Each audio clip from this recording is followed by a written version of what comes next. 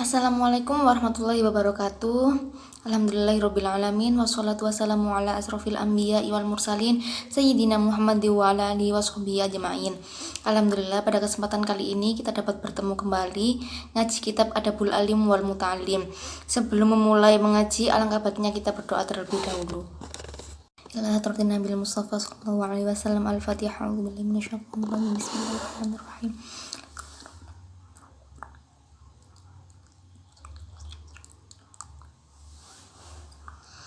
Allahumma sholli ala sayyidina Muhammad wa ala ali sayyidina Muhammad walhamdulillahi rabbil alamin.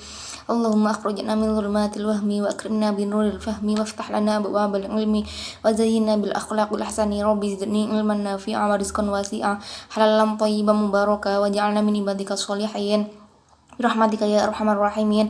Wa sallallahu ala sayyidina Muhammad wa ala alihi washabihi ajma'in walhamdulillahi rabbil alamin. A'udzu billahi minasyaitonir rajim. Bismillahirrahmanirrahim. Wathaminu ayya jalisa amama syaikhi bil adabi ka ayyahsuwa ala rukbatayhi aw yajlisa ka tashahudi ghairu annahu la yadha'u yadayhi ala fakhidayhi aw yajlisa mutarabbi'an bitawadhu'in wa hiddu'in wa sukunin wa khusyu'in wa alla yaltafita bila daruratin bal yuqbilu bikulliyatihi alaihi mudayyi'an lahu nadhiran ilahi muta'aqqilan liqaulihi bihaitsu la yuhwiju ila i'adatil kalami marratan thaniyatan wala yanzuri ila yaminihi aw yasarihi aw fawqahu li ghairi hajatin wala siyama inda bahthihi wala yattariba li dhajjatin yasma'uha wala yaltafita ilaiha wala yanqaddu ummaihi wala yahsiru an zira'uhi wala ya'bathu biyadaihi aw rijlaihi aw ghairihima min a'dha'ihi wala yaftahafahu wala yaqra'a sinnahu wala yatriba al-arda wa nahwaha birahibihi aw bi'asabihi wala yushabbaka asabi'a yadaihi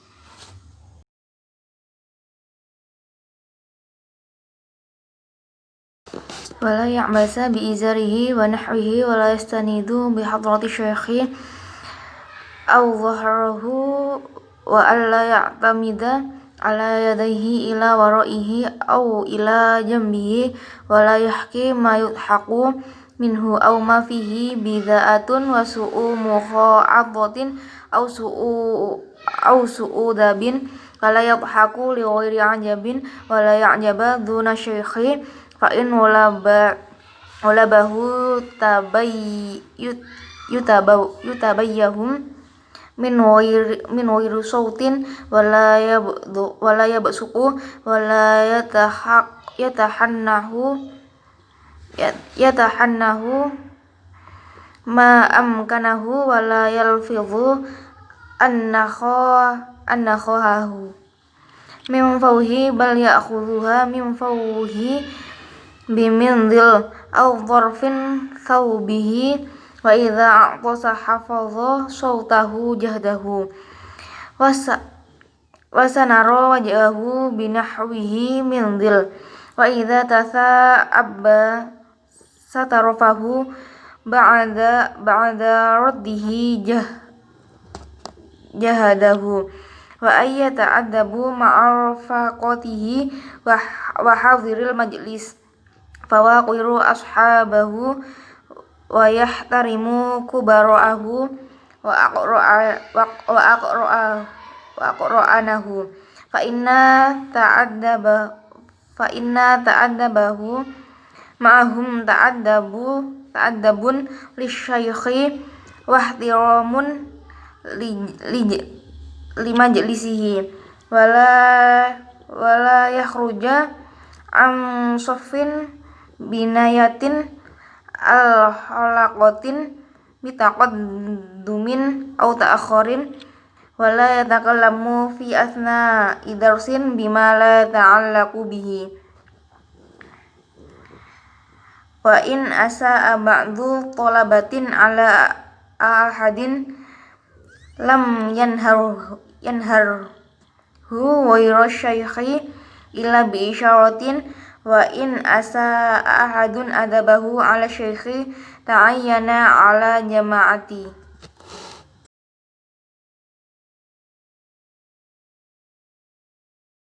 ala jama'atin intiharuhu wa radduhu wa ilin tasoru li syaikhi biqadaril imkani.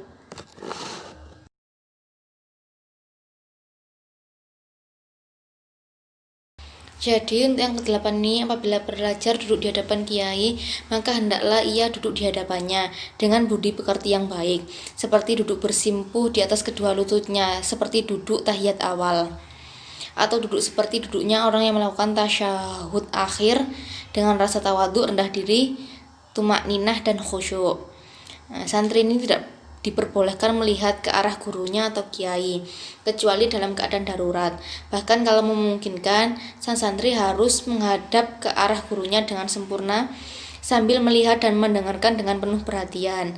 Selanjutnya ia harus berpikir, meneliti dan berangan-angan apa yang beliau sampaikan sehingga gurunya tidak perlu untuk mengulang lagi perkataannya untuk yang kedua kalinya. Pelajar tidak diperkenankan untuk melihat ke arah kanan, arah kiri, atau melihat ke arah atas kecuali dalam keadaan darurat.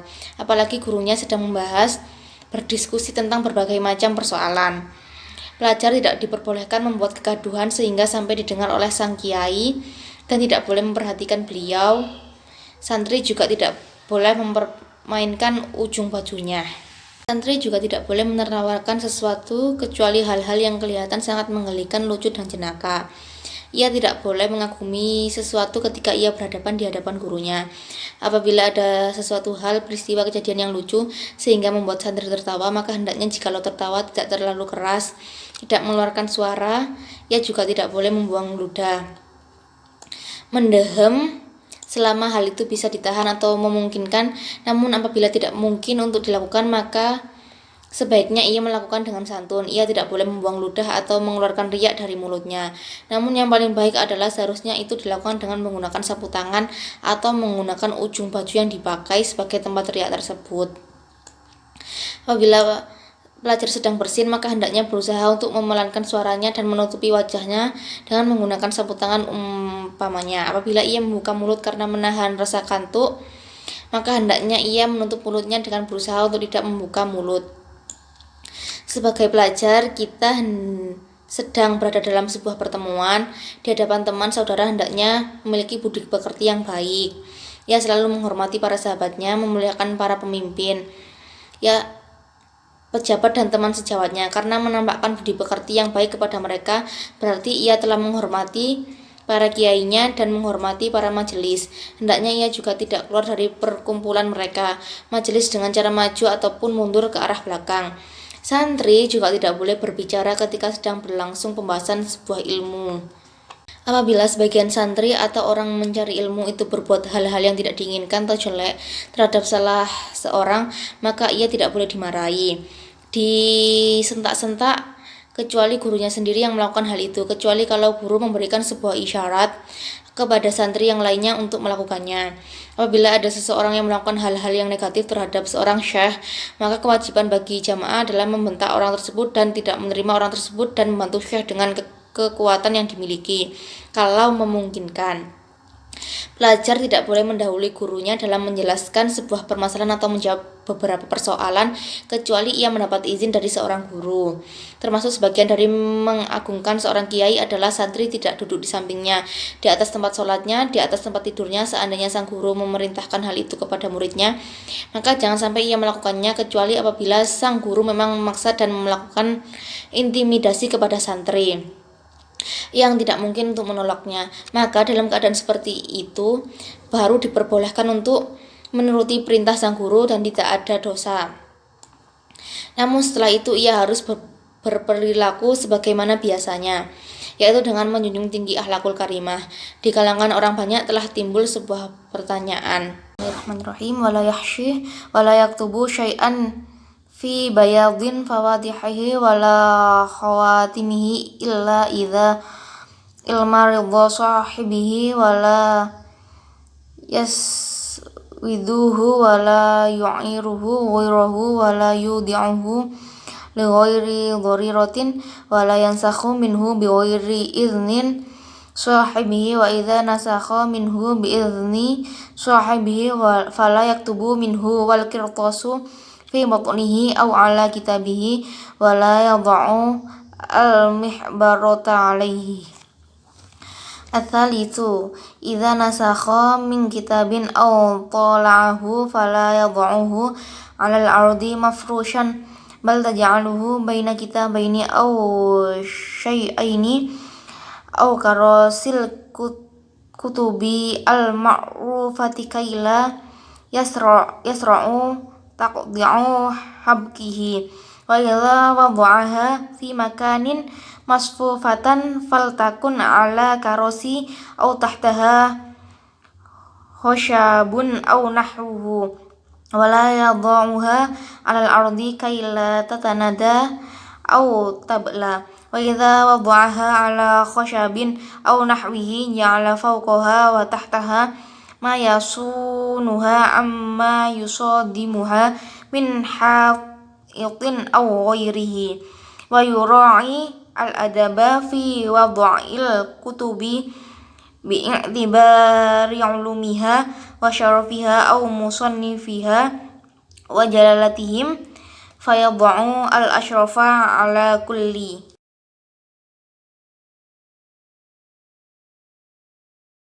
Thumma yura'i at-tadrija fa in kana fiha mushafun ja'alahu alal kulli wal aula ayyakuna fi horitotin.